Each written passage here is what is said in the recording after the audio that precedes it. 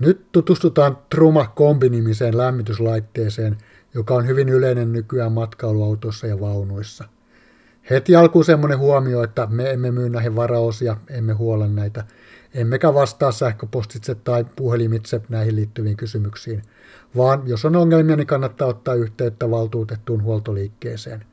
Siellähän on sähköhommia, kaasuhommia sisällä, joten jos ei ole riittävää ammattitaitoa, niin ei kannata puuttua niihin. Tuo nimitys kombi tulee siitä, että se hoitaa kaksi asiaa, eli ensinnäkin sen vaunun tai auton sisäilman lämmityksen, ja sitten toisena se lämmittää sen käyttöveden, eli suihkuun, ja hanoihin saadaan lämmintä vettä tämän avulla. No, tästä laitteesta on sitten saatavilla eri versioita, eli kaasukäytöllä 4 tai 6 kilowattia, ja sitten tuo E tarkoittaa sitä, että siellä on lisäksi sähkövastukset sisällä. Ja samoin dieselmallista saa 4 ja 6 kilowattia, ja sinnekin saa ne sähkövastukset tarvittaessa. Tuo 6 kilowattia on suositeltu tämmöisissä pohjoisissa olosuhteissa kyllä.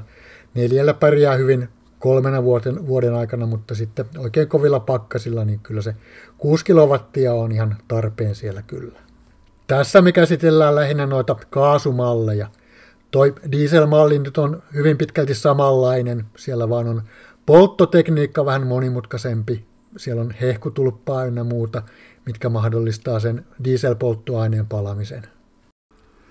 No katsotaan sitten vähän ulkopuolelta, että mitä siitä laitteesta näkyy. Eli tuo ympyröity keltainen liitin on nestekaasuliitin, eli sinne tulee kaasupullolta nestekaasu.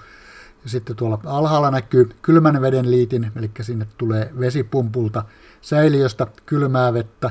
Ja vastaavasti tuolla ylhäällä on sitten lämpimän veden lähtöliitäntä, eli sieltä menee sitten hanoille lämmintä vettä. Sitten tuolla takana näkyy nuo isommat liittimet, sieltä lähtee 4 kappaletta putkia sinne vaunun tai auton sisälle puhaltamaan sitä lämmintä ilmaa sinne. No sitten tuossa edessä näkyy tuommoinen ritilä, jonka takana on kiertoilmapuhallin, tai lämmityspuhaltimeksikin sitä voidaan kutsua. Eli tuosta otetaan sisään sitä ilmaa, joka sitten lämmitetään tuossa lämmittimessä ja puhalletaan sitten putkia pitkin sinne auton tai vaunun sisälle. Siinä ylempänä on vähän pienempi ritilä, jonka takana on paloilmapuhallin. Se varsinainen paloilmahan otetaan sieltä ulkotiloista, mutta tuossa on tuommoinen jäähdytystä varten oleva ritilä vaan. No sitten käännetään laite toistepäin, niin nähdään tuolla tuo yhdistetty pakokaasu kautta paloilman sisäänottoliitäntä. Eli siinä sisäputkessa kulkee pakokaasut auton tai vaunun ulkopuolelle, ja sitten tuolla putkien välissä kulkee sitten toiseen suuntaan se paloilma sinne puhaltimelle. Ja siellähän on auton tai vaunun ulkoseinässä sitten tämmöinen juttu, missä ne pakokaasut tosissaan tulee tuolta sisältä ulos ja sitten tuolta ulkokehältä pääsee se paloilma sinne sisälle. No sitten tuossa laitteen kotelossa on tuolla kohtaa semmoinen luukku, minkä saa poistettua, niin pääsee näkemään tuommoisen piirilevyn ohjainkortin sieltä, tai ainakin osittain se näkyy sieltä. Ja siinä on muun muassa reset-painike ja merkkivaloja sitten näkyvissä.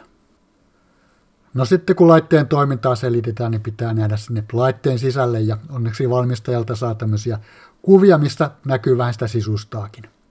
No niin, lähdetään ensin käymään sitä palamisprosessia läpi, eli se paloilmahan menee tästä raosta tänne sisälle, ja sitä palopuhallinta ei tässä oikein kunnolla näy, mutta joka tapauksessa se puhaltaa tästä polttimen läpi sen ilman tänne palopesään.